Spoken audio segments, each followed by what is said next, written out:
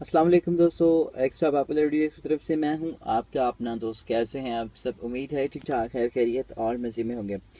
दोस्तों, आप में से जिन जिन दोस्तों ने मेरे चैनल को सब्सक्राइब नहीं किया हुआ है तो उन सब से मैं एक बार फिर से यही कहना चाहूँगा कि आप मेरे चैनल को सब्सक्राइब कर दीजिए। और आगे बेल सब्सक्राइब करने के बाद आगे देखेंगे बेल का आइकन शो होगा, वहाँ पर आप जब क्लिक कर देंगे उस बेल पर तो आप जो है वो हमारी सारी वीडियोस जो है वो आपके पास नोटिफाई होके आ जाएंगी और आपसे कोई भी हमारी वीडियो मिस नहीं होगी। तो दोस्तों, आज की इस वीडियो में हम जो है वो बात करने वाले हैं, आपको बताने वाले हैं, क्योंकि बहुत सारे दोस्तों ने हमसे सवाल पूछा है। और एक हमारे दोस्त जो है वो ये हैं, इनका भी यही सवाल है हमसे कि अगर जो है वो हम आप जो है वो डायरेक्टली ब्रेक को प्रेस कर रहे हैं और उनके जो है वो उनके जो टीचर हैं या फिर जो भी उनके ट्यूटर हैं जो उन्होंने उनको गाड़ी सिखा रहे हैं, उन्होंने जो है वो उनको बताया है कि पहले जो है वो क्लच को प्रेस किया जाता है, नहीं तो उनकी गाड़ी जो है वो बंद हो जाएगी। तो आज जो है वो हम इस बारे में बात करने वाले हैं। मेरे साथ जुड़े रहिए, एंड तक मेरे इस वीडियो को देखिए। हम वापस आते हैं हमारी इस इंट्रो वीडियो के बाद।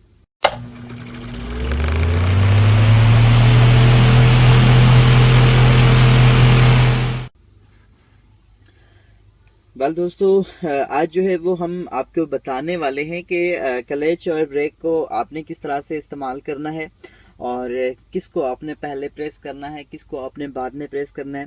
तो ये चीज़ जो है वो मैं आप सबको पहले भी कई बार बता चुका हूँ, लेकिन शायद आपने मेरी वो वीडियोस नहीं देखी हैं, तो इसलिए जो है वो मैं आपको बता देता हूँ। आज भी एक बार फिर से मैं आपको बता देता हूँ कि आपने जो है वो इनका इस्तेमाल किस तरह से करना है।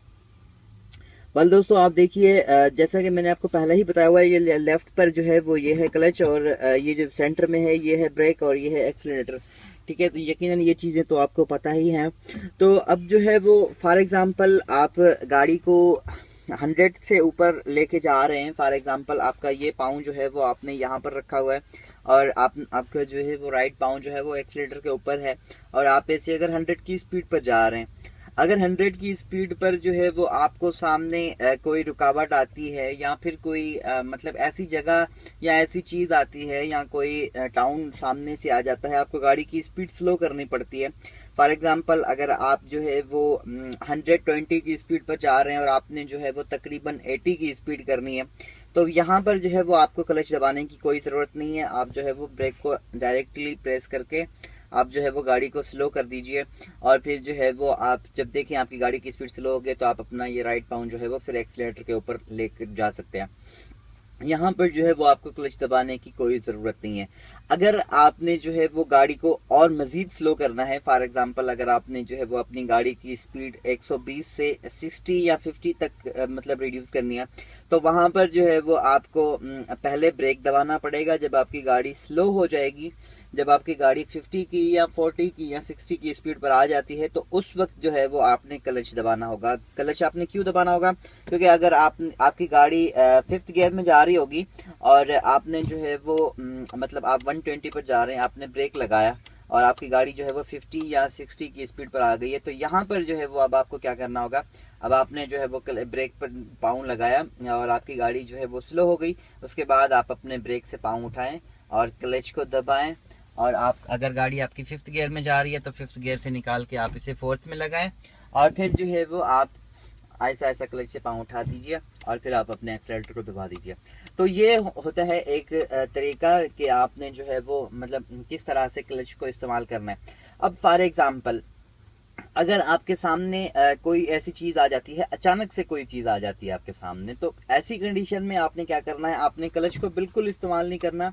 मैंने आपको ये पहले ही बता दिया है, आज फिर मैं आपको बता रहा हूँ कि क्लच आप इस्तेमाल तब करेंगे जब आपकी गाड़ी बिल्कुल स्लो होगी, मतलब जब आपकी गाड़ी की स्पीड बिल्कुल कम होगी, तो ऐसी कंडीशन में जो है वो आप क्लच और ब्रेक को दोनों प्रेस कर सकते हैं। अगर आपकी गाड़ी ज़्यादा स्पीड में है तो ऐसी कंडीशन में आप क्लच नहीं दबाएंगे, क्योंकि क्लच दबाने से क्या होता है कि आपकी गाड़ी जो है वो फ्री हो जाती है, आपका गियर और इंजन जो है वो आपस में से अलग हो जाते हैं और फिर जो है वो उससे क्या होता है कि आपकी गाड़ी की मतलब जो आपकी गाड़ी जो है वो फ्री हो जाती है और अगर आप ब्रेक दबाते हैं तो आपका जो है वो गाड़ी स्लिप हो जाएगी और स्लिप होती हुई जाएगी। फॉर एग्जांपल अगर आप बगैर क्लच के गाड़ी को रोकेंगे तो आपकी गाड़ी जो है वो मतलब अगर 10 मीटर तक जाके रुकती है, मतलब अगर आप वैसे डायरेक्ट ब्रेक लगाते हैं अगर आप डायरेक्ट ब्रेक लगाएंगे तो आपकी गाड़ी जो है वो 10 मीटर में जाके रुकेगी। अगर आप जो है वो क्लच दबा के उसको रोकते हैं तो आपकी गाड़ी जो है वो 15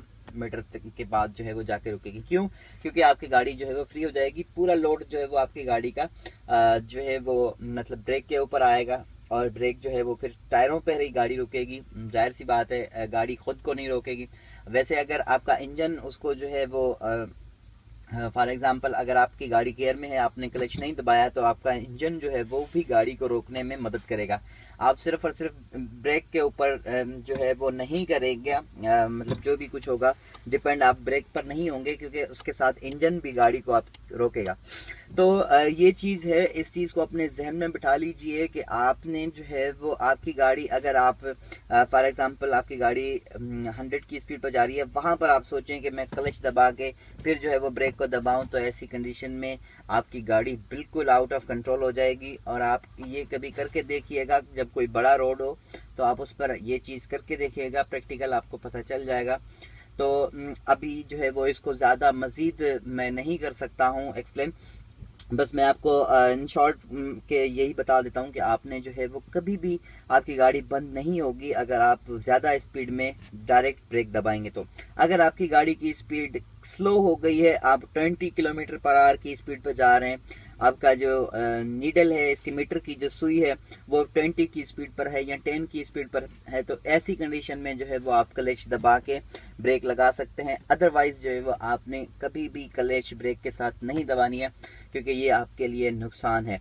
तो यकीनन दोस्तों मैं उम्मीद करता हूँ कि इस सवाल का जवाब जो है वो मैं आपको सही तरह से दे पाया हूँ। और अगर आपको फिर भी इस हवाले से कोई और सवाल है तो आप मुझसे यकीनन पूछ सकते हैं, मैं आपको आपके हर सवाल का जवाब दूंगा। Thank you so much for watching. अपना बहुत सारा ख्याल रखिएगा, मुझे भी अपनी दुआ में याद रखिएगा। मिलेंगे अगली वीडियो में, तब तक के लिए गुड बाय।